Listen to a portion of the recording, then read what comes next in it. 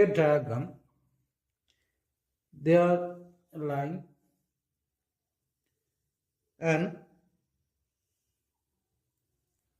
there are two lines, parallel line. There are two parallel lines, a diagram. There, this is the 106 degree angle, and this angle is 34 degree. So find this angle. How? First, this angle is equal of this angle. So this angle is this angle.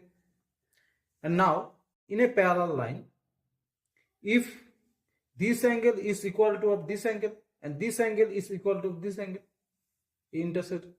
So this angle in a parallel line, this angle cut. So this angle is equal to of this angle. So this angle is intersect. And now similarly, this angle is equal to this angle. So this angle is equal to of this angle. So this angle is this.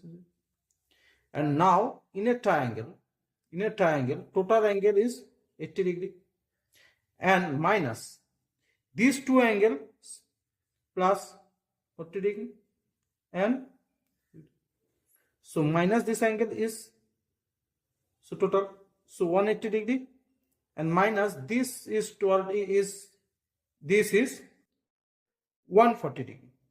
So total angle is, this angle value is 40 degree. So this angle value is 40 degree.